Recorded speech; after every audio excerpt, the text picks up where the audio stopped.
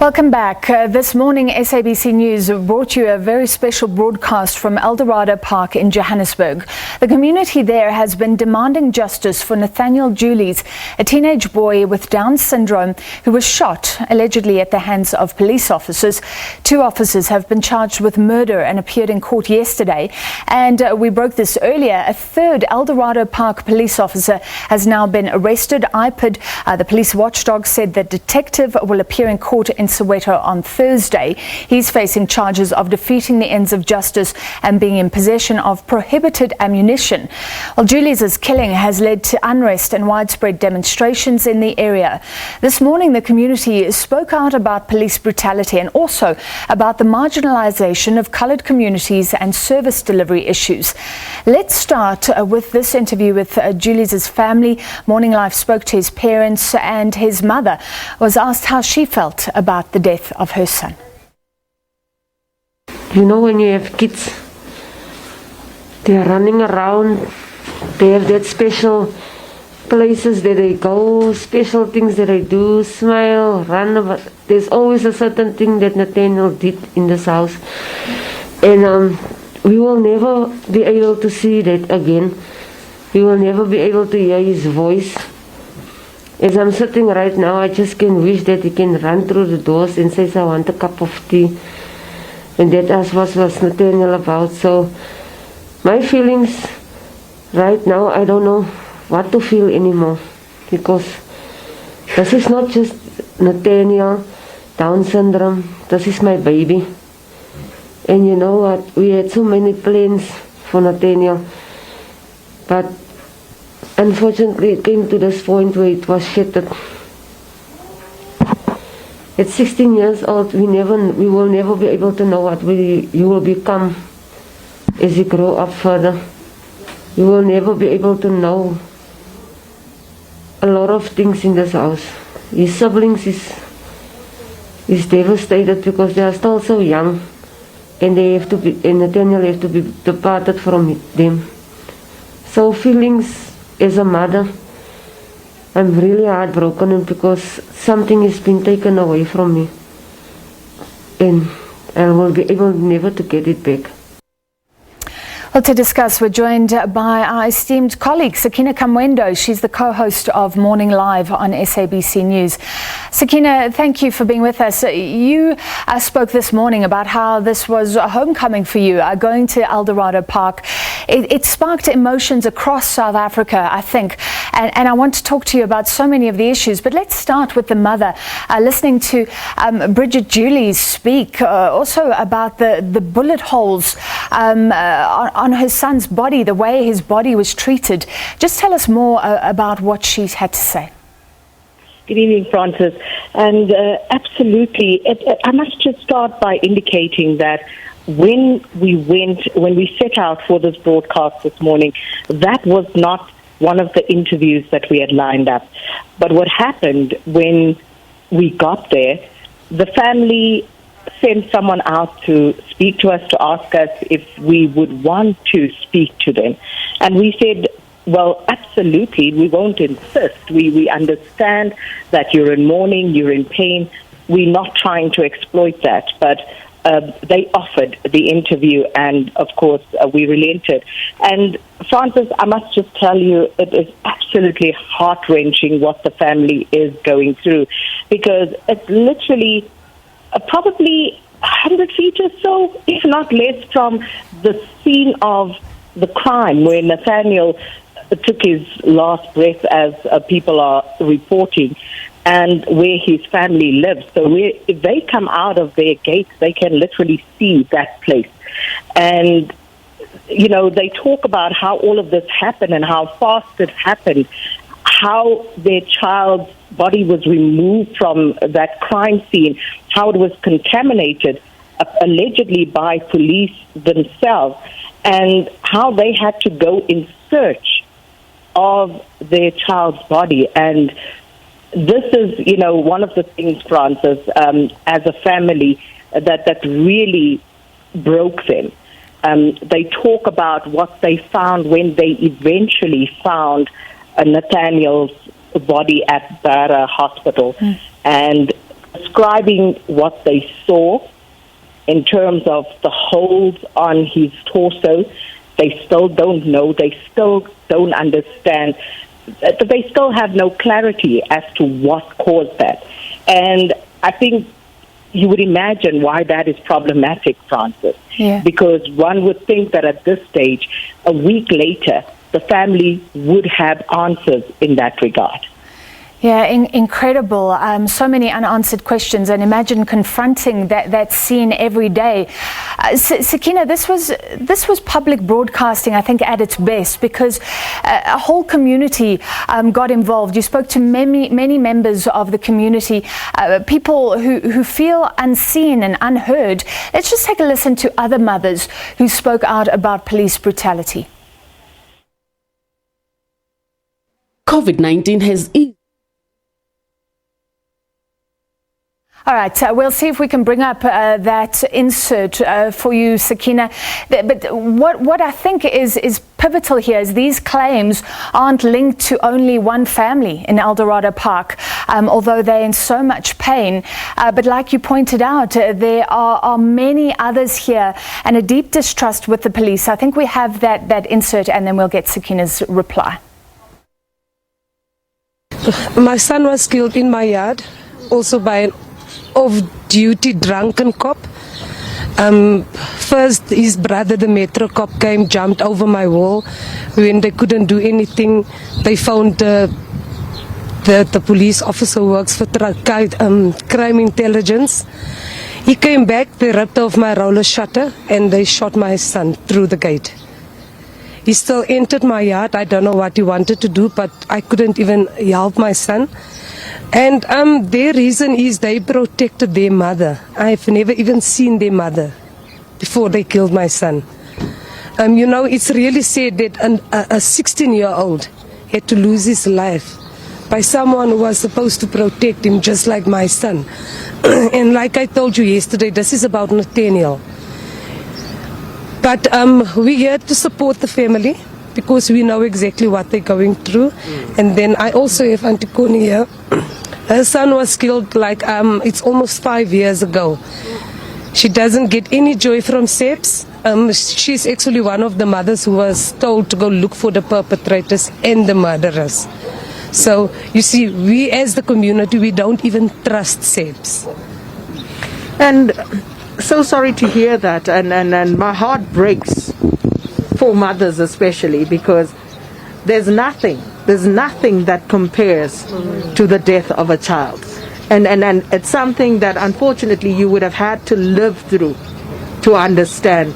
And unfortunately, all too many colored and black mothers have to live through this reality. Ma'am, thanks so much for your time as well. Please tell us your story. My story is my son was gunned down on House Street. Please just bring the mic closer. Past 5 in broad daylight. And up till now, I'm still waiting for the ballistics report. Every time I go to the police station, they say the ballistics report didn't come yet. So I don't get closure because I don't know who killed him. I don't know why. I don't know nothing. Nobody's coming back to me. They were only at my house twice.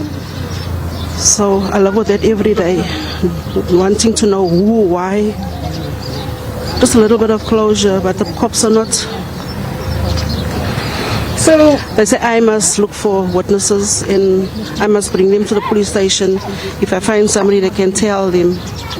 But nobody wants to talk because these guys they had cloths over their heads, so you couldn't see them. But it's broad daylight.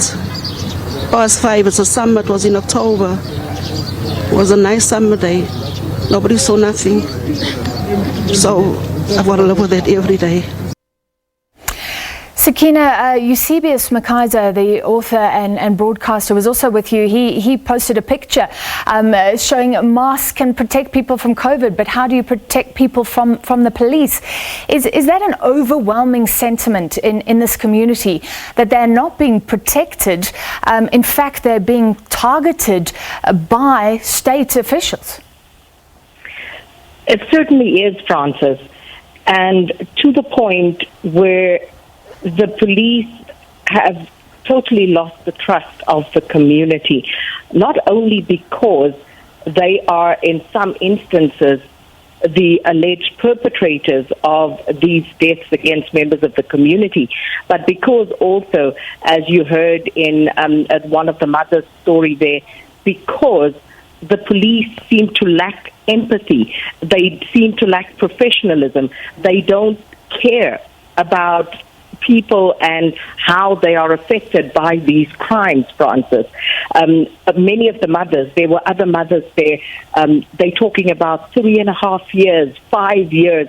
There was a mother there that spoke about how she was waiting for justice 21 years on, and the police simply don't care. The first mother there, Christabel Busson, I drove to her house because, just to give a little more detail to her story, what she tells me is that her son, the one who was shot and killed by a police officer, and her husband had helped someone whose car had broken down in front of their house to push the car to another house a few houses away. And between them moving out of the house to help this person and coming back, something had ensued, and they came home. There was some fight that broke out, but the husband and the son came back. But then subsequently, a Metro police officer from the house where they had pushed this car to came, and there was an altercation that ensued, and later on there was a South African police service officer who came. She said he was with crime intelligence, and he's the one who allegedly shot and killed her son in her yard. And she spoke about how they broke down the roller shutter. And I drove to her house because I wanted to see, because she says the first incident where the Metro Police cop came with 2 other people, they jumped over the wall, and it's like a 2-meter high wall. It's incredible, Francis. And these people live a few houses down the road, and she sees them every day. And she has told me that she has subsequently approached AfriForum and Gerry Nel to try and find some relief in this regard, because she's just hit a dead end with South African police services. So people crying out for justice, and I think it was even bigger than that. You were speaking to many people, and we heard from many South Africans saying, thank you for giving us a voice today. Communities feel like they're not being seen, not being heard in the new South Africa, speaking about marginalisation, a sense that they've been forgotten when it comes to service delivery. Let's just hear some of the opinions of those community members, and then we'll continue this discussion. We, the colours, as well as the Indians, have been marginalised for quite some time. And to be honest with you is that, how far are we going to go? Because if you look at 1976, with the apartheid era, with the uprising, we fought for it as well. Where did it bring us? Nowhere. We were not white enough. And now we're not black enough for this color, for this regime. And we are saying now, enough is enough. Marginalisation stop. You look at Eldorado Park and surrounding areas. Look at the way the people are living here. Service delivery is not happening in our community. Where is all the money going to? Let's come back to the budget for our communities to be serviced. Nothing is happening. We are called drug addicts, we are lollipops, we are drunk ass and all that. But remember one thing, these colours, and as well as the Indians, have the qualification. And they can do whatever what they can do, we can do as well. We're not being given the opportunity because they're scared for us. This government is scared for us. We don't have enough support from government. Speaking from my own experiences, my parents never had enough money to push me towards doing something more than just spinning. I wanted to be in drifting, but drifting is so expensive. Spinning is the cheapest sport, so we went into the cheapest form of motorsport to try and do something and show the world that we can become something coming from Eldos. And I feel like people should just take the little opportunity and push towards it and push forward and become something and make something of themselves. So it doesn't matter where you come from or who you are, it's what you make of your opportunity. I think frustrations are justified. We can't just play it down as it's not existing. But also to a certain extent that at times your hands are tied. Right now, the flats that we're looking at, there are no contractors. Contractors were supposed to be appointed in February this year. There are sewers running, windows broken, electricity problems at the flats that cannot be fixed by City Power or anybody else, or Joburg Water for that matter. It has to be from the department themselves. And this is sometimes the frustrations that we have to go through. Just down the road we have Kersidorp, where bulk of the sewers, I mean, some people can't even open their back doors to use the backyard because the sewers are knee high. So we've been pleading with MEC Mahile as well in terms of assisting us with that. And to date, none of my emails have been responded to. Sakina, maybe finally, I mean, can you tell us how this all resonates with you? You said this morning you brought up children in this area. You own a house in this community. It must have been very emotional. And do you leave with the feeling of any hope? I mean, that young woman was saying, we want a chance. We want a chance. Indeed, Francis. The young people really, they were the ones who gave hope this morning. Stacey Lee and Siboniso that we spoke to, you know, they were very upbeat about taking the opportunities that exist and running with them.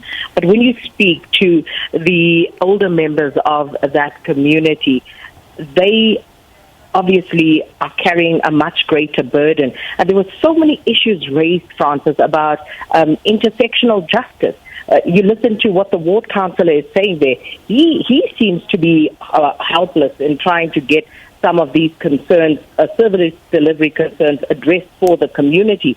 So if the ward councillor who sits in council is helpless, what does that mean for the ordinary citizen in Eldorado Park?